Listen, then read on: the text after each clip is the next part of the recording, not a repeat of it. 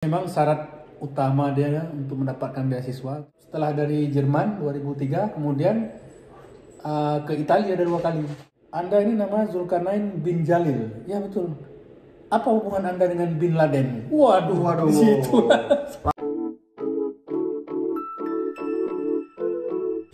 Assalamualaikum warahmatullahi wabarakatuh. Waalaikumsalam warahmatullahi wabarakatuh. Masya Allah. Selamat datang di sesi Deep Talk. Ya, jadi adalah sesi pertama kali dalam YouTube saya, di mana saya akan mengundang beberapa narasumber yang udah lama di Jerman atau yang udah ada berpengalaman di bidang tertentu.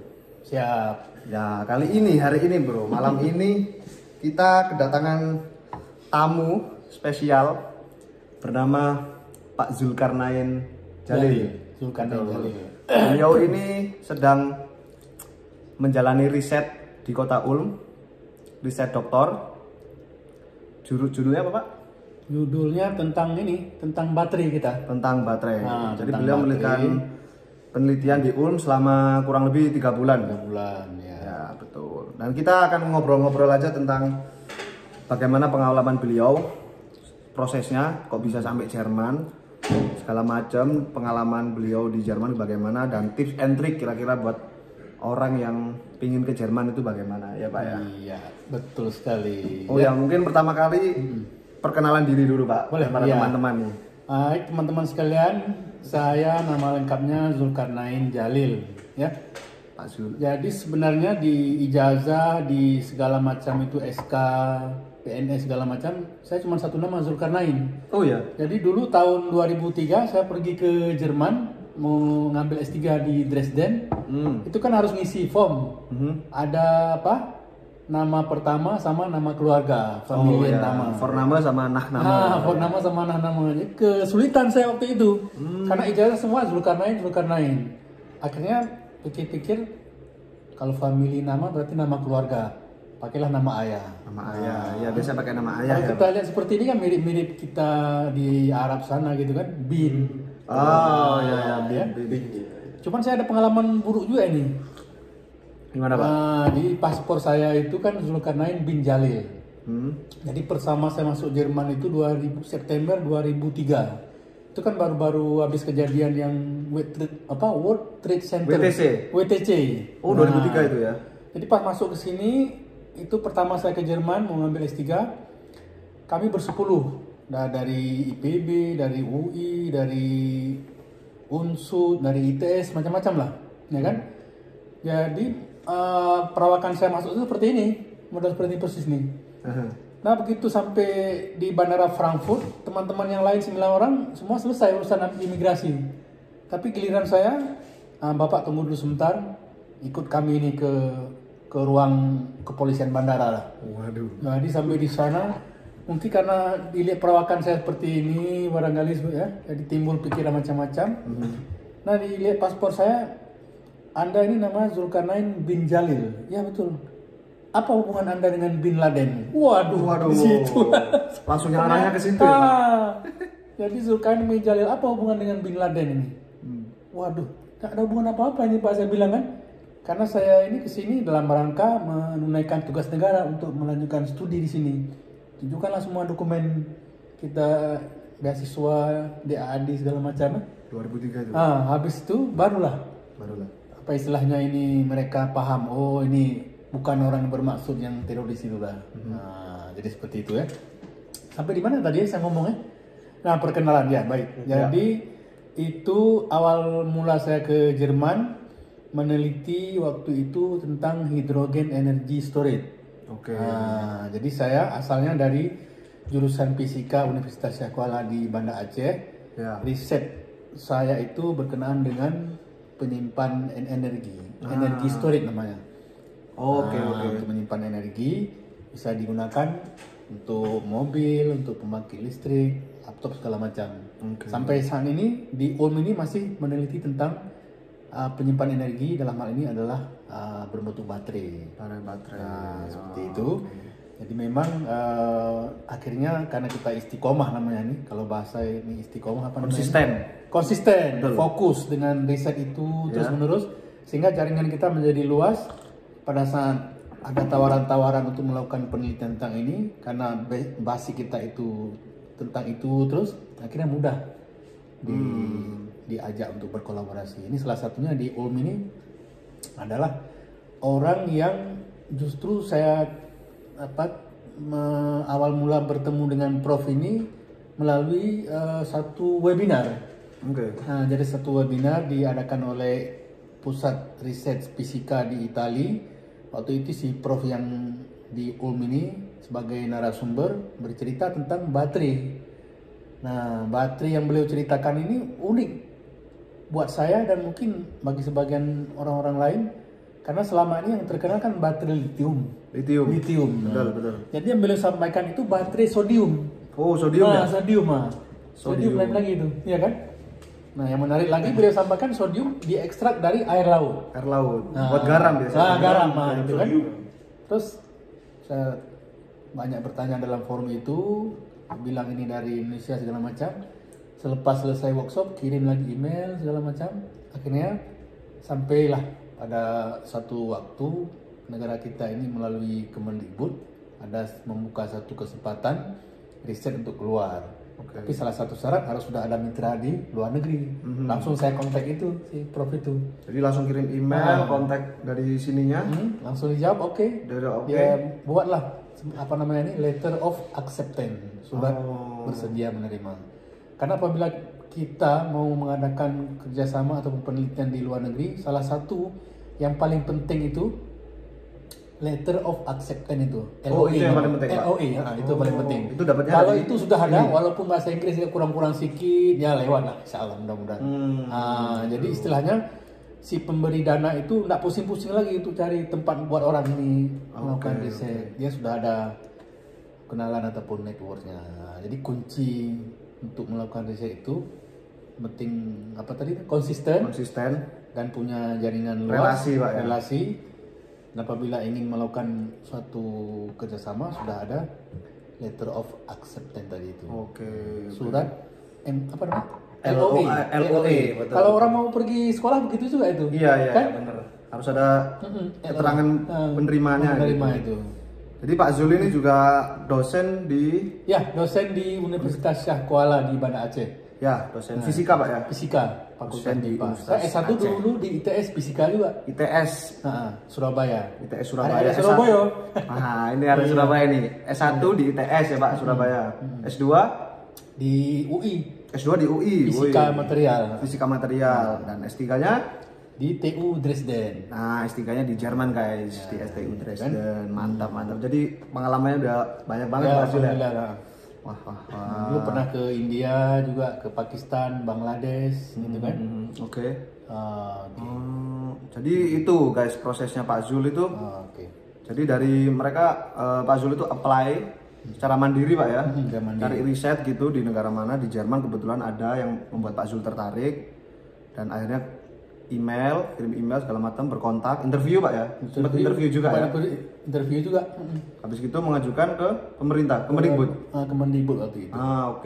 Jadi semua program riset di sini tuh dibiayain pemerintah. Oleh pemerintah kita Kemendikbud. Full Pak ya, semua tiket, akomodasi segala macam, asuransi.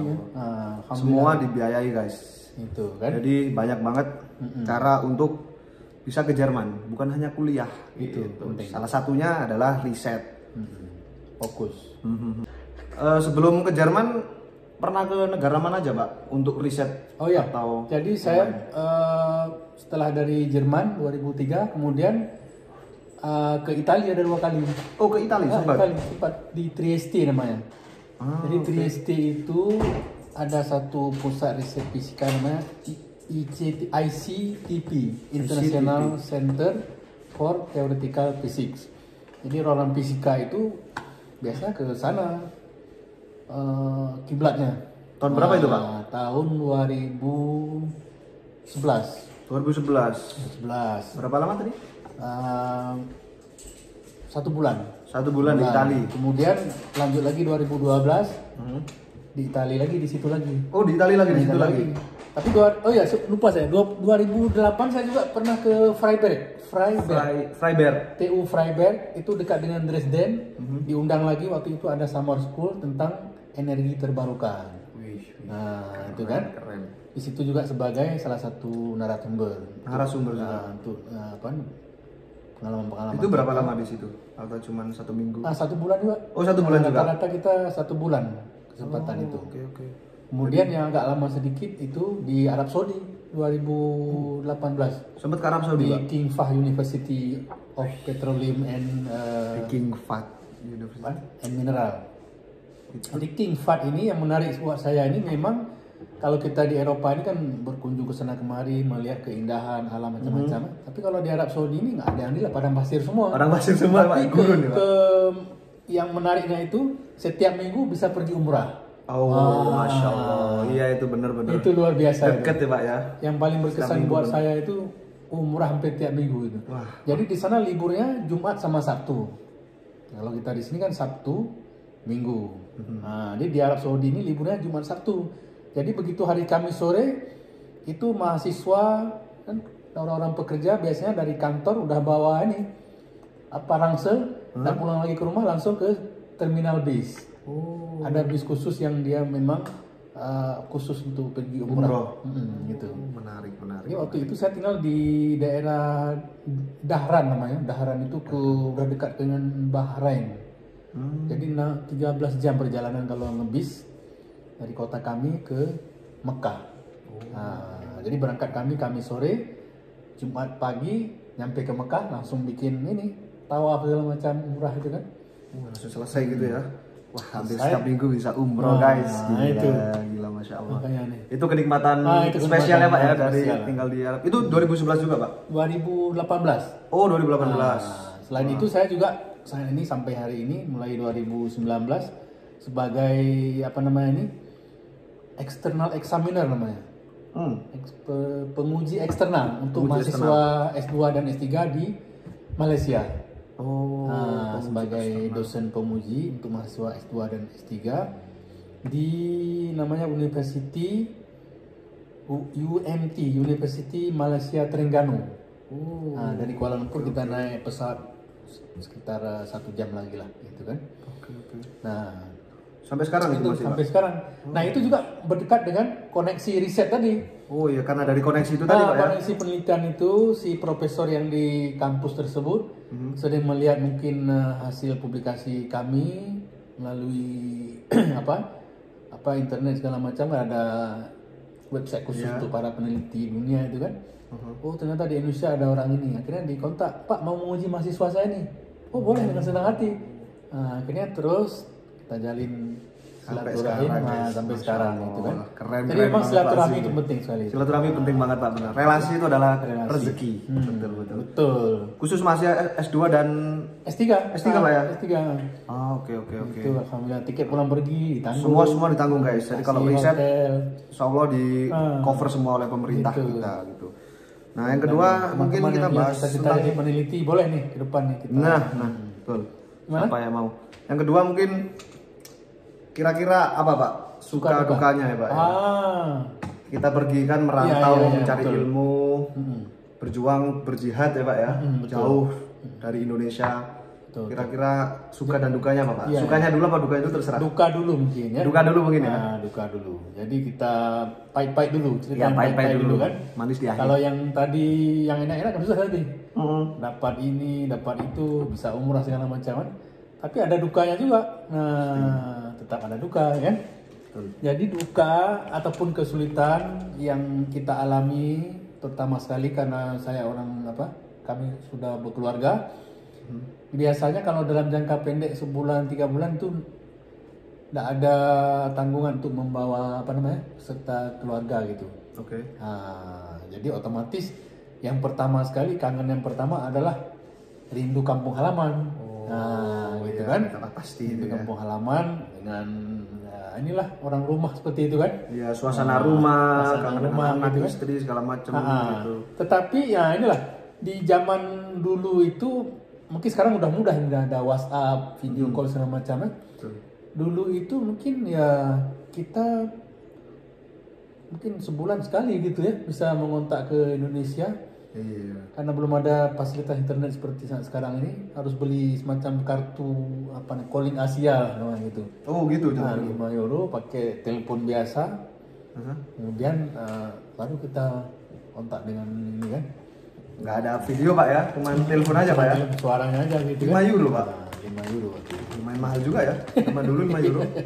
Iya ya. Jadi kemudian selain itu duka sebenarnya nggak begitu duka-duka yang berat-berat kali lah. Kerinduan dengan makanan segala macam itu kan. Tapi lama kelamaan karena kita sibuk dengan kegiatan kita, riset segala macam, jadi stabil lah. Alhamdulillah. Lama-lama terbiasa juga guys kalau juga, masalah makanan segala macam Iya, itu iya. bisa bikin sendiri juga di sini. Iya.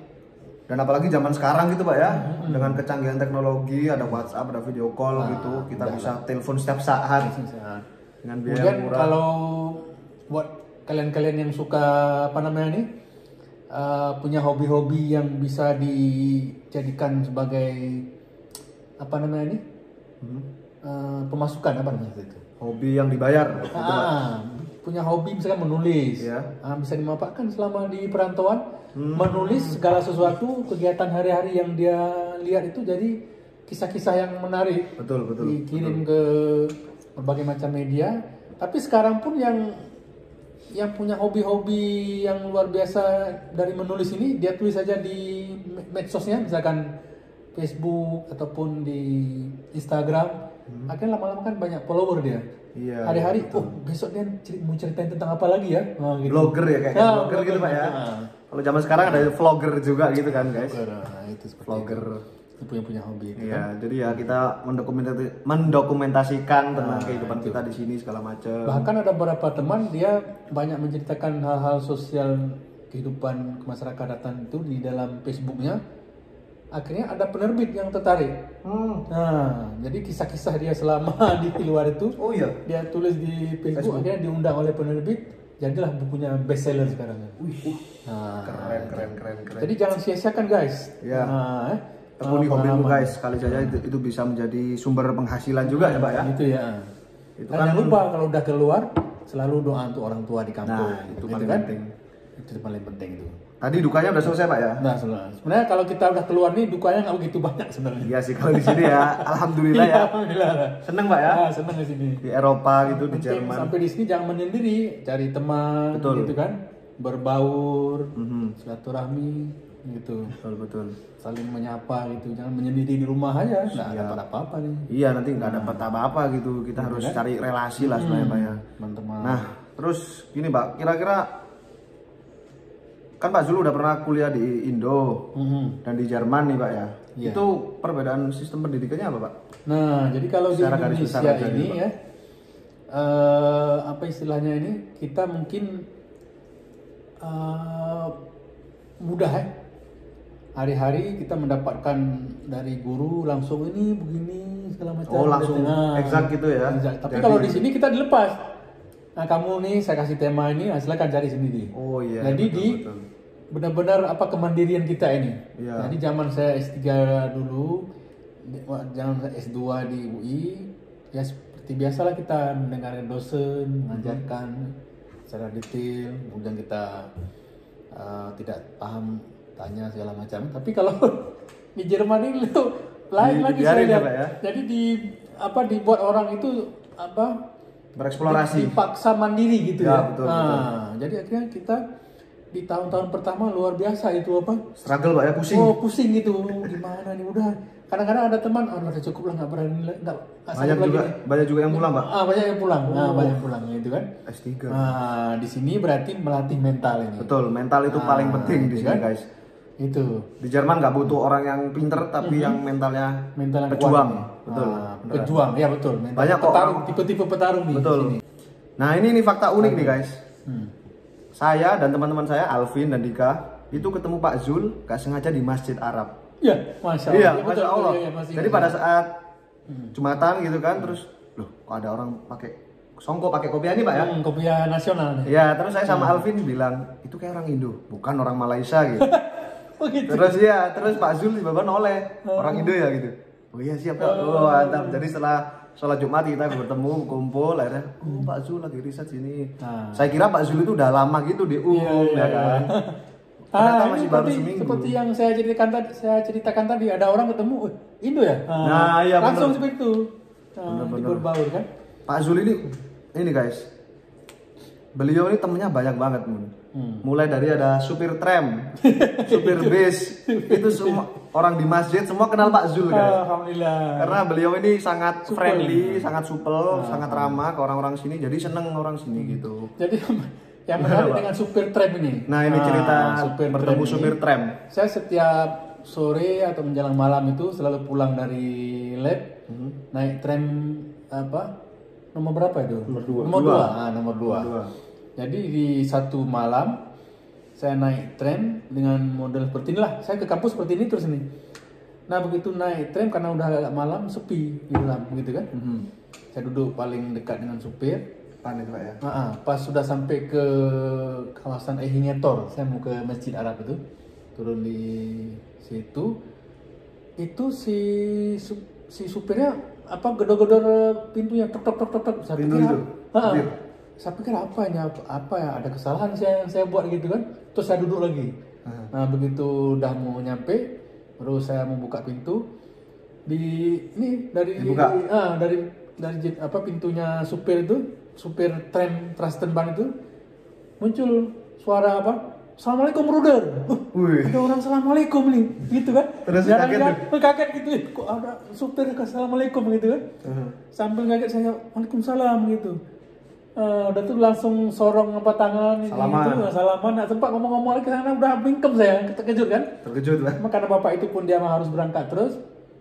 Begitu saya keluar dari jauh masih dada-dada dia. Dada-dada gitu kan. Jadi dalam hati saya, ya Allah ini baru pertama saya dalam hidup saya ini ditegur sama supir gitu maksud saya. Nah, supir kan. Nah setelah itu besoknya saya cari waktu yang pas dengan waktu itu lagi. Oke. Mau ketemu lagi si bapak supir itu. Biar ketemu Pak ya? Biar ketemu. Nah setelah itu naik dengan jam dan waktu yang sama. Ternyata bukan supir itu. Wah, jadi agak kecewa gitu saya kan. Udahlah, akhirnya udah lupakan. Tapi dalam hati sempat berdoa seperti ini, ya Allah mudah-mudahan ketemu lagi sama bapak supir ini. Nah di hari Jumat seminggu kemudian saya salat di Masjid Turki, lagi bukain sepatu, dari belakang ada orang ini negor, brother, masih ingat saya nggak? Langsung saya lihat, Masya Allah bapak itu. Wah, bahasa Inggris Pak? Enggak, bahasa Jerman. Bahasa Jerman? Bahasa Jerman, langsung peluk-pelukan kami. Masya Allah. Dia kalimat bilang gini seperti ini, masih nggak sempat nggak? Gitu. Stres Pak? Jadi alhamdulillah di situ udah kenal akrab, tukar nomor segala macam. Kemudian satu malam diundang ke rumahnya. Itu kapan Pak ya? Kemarin Pak ya? Kemarin. Oh ya kemarin beliau ini makan-makan sama si supir tram itu. Supir tram itu Pak Muammar namanya. Pak Muammar. Orang Turki udah 37 tahun tinggal di sini. Kenalin sama anaknya, istrinya dimasakin Turki macam, kasih hadiah macam-macam sajadah saya itu. Saya bawa pulang kampung, kemudian alat-alat gelas Turki macam-macam. Jadi orang Turki kalau ada suka seperti itu dia. Iya, mereka sama Indonesia kan itu brother brother ya. Jadi di rumahnya disuruh bacain Quran. Suruh ngaji. Suruh salat Isya di situ namanya kan. Masya Allah. Nah, yang lucu lagi kemarin ya sekitar 2 hari yang lalu saya lagi cari terminal bis. Terminal bis jarak jauh.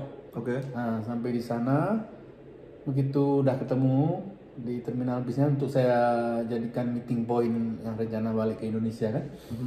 Kemudian balik lagi mau naik bis nomor 4 untuk kembali ke kos ini. Iya. Begitu saya lihat di bus itu udah bapak itu lagi. Oh, bapak itu lagi.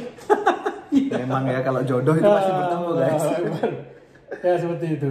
Masya Allah. Jadi memang beliau ini benar-benar ramah, orangnya friendly, sehingga banyak orang yang suka gitu loh. Orang di masjid semua kenal Pak ini, Pak Zul. Oh ya kenal ini.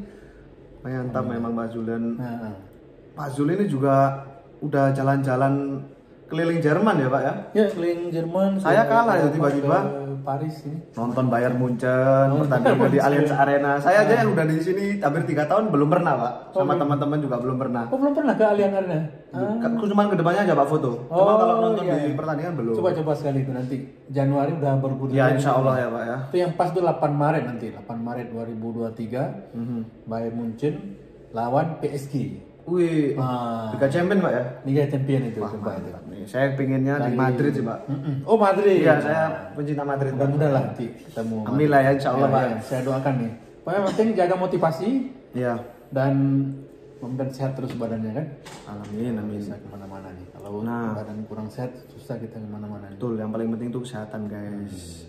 Nih, jadi di video ini coba itu guys. Saya cuman pengen nunjukin ke kalian bahwa ke Jerman itu banyak banget caranya, banyak cara, banyak jalan menuju Roma. Gak cuman buat liburan pasti, ada juga buat kuliah. Gak cuman itu, banyak banget yang pengen aku bahas di video-video selanjutnya. Cara-cara ke Jerman, salah satunya yaitu riset. Riset. Jadi banyak banget orang-orang Indonesia yang riset di sini, terutama di Ulm ini Pak ya. Iya. Itu banyak banget. Coba ke depan diundang apa yang ya nanti ke depan nantinya saya akan mengundang orang yang kerja sosial di sini, betul, ya. atau pertukaran pelajar, atau sekarang udah kerja segala macam, nanti akan aku bahas di video-video selanjutnya. Nah, jadi guys, ini sedihnya nih. Jadi beliau ini Pak Zul besok ini udah balik ke Indonesia lagi. Ya itu sedih. Makanya kita sekarang ngumpul-ngumpul Pak ya, makan-makan perpisahan gitulah istilahnya. Masa-masa sebelum Pak Zul, makanan ayam khas Aceh. Sebelum Pak Zul besok kembali ke Indonesia Pak ya. Betul.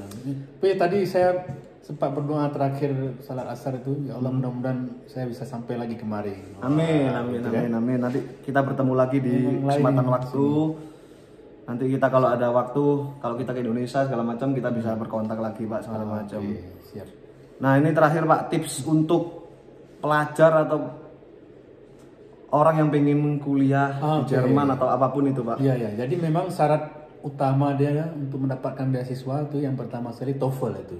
TOEFL. Nah, ini catat guys. Yang bukan IPK. Beasiswa. Bukan IPK ya Pak ya? Oh bukan. Bukan.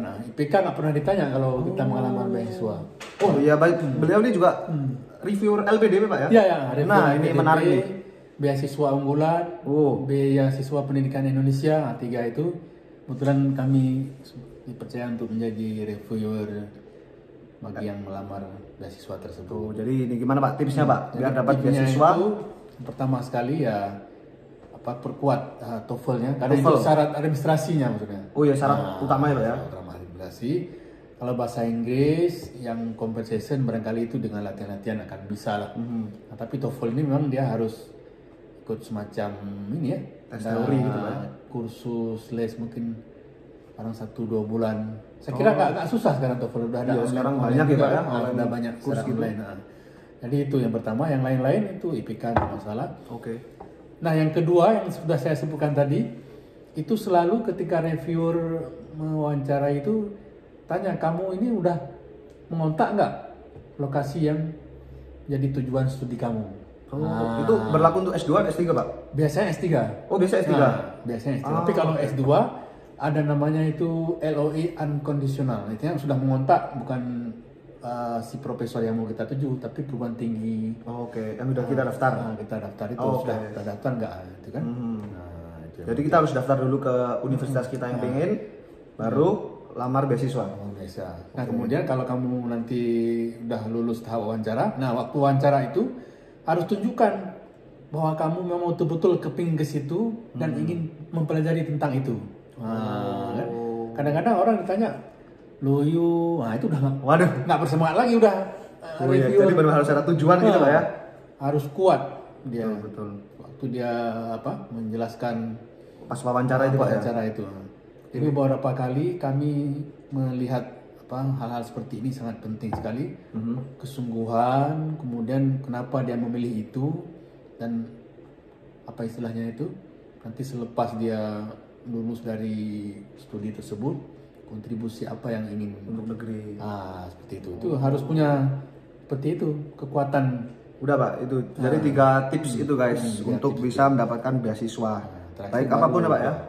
Banyak jenisnya Pak ya sekarang beasiswa itu. Banyak sekali. Tinggal sekarang. kalian cari sendiri di internet guys. Itu banyak banget, kalian harus aktif mandiri. Sekarang zaman sekarang apa sih yang nggak bisa kalian cari gitu kan, di internet semua udah tersedia gratis. Yang penting kalian mau aja untuk Nah, mencari. itu aja. Kalau Ya, kita, Pak ya. Modal motivasi yang pertama sekali itu harus tinggi, Betul. dijaga terus. Jadi saya dulu melamar beasiswa ke Australia lebih dari 3 kali mungkin belum lewat. Saya lamar lagi ke Jepang beberapa kali nggak lewat. Di Jerman ini yang ketiga baru lewat. Nah, jadi terus mencoba. gitu. Terus Jangan mencoba. putus asa. Betul. Kalau nggak mencoba, kapan kita pernah tahu guys? Nah, seperti itu. Betul. Jadi yang penting harus aktif terus guys. Jadi semangat buat kalian yang mau kuliah dimanapun, entah itu di Jerman, di Amerika, dimanapun lah. Kalian harus aktif, kalian harus semangat terus untuk mengejar impian kalian guys. Ini pesan, kalau ini pesan pribadi Pak untuk anak-anak yang tinggal di Ulm ini Pak. Kira-kira apa Pak? Seperti saya, Alvin, Dika gitu. Kira-kira apa Pak pesan? Jadi untuk teman-teman yang hari ini masih berjuang menuju ke cita-cita yang sempurna, yang penting pertama sekali adalah sabar. Nah, itu kan. Jadi kerja keras sudah pasti ada sama orang ini kan.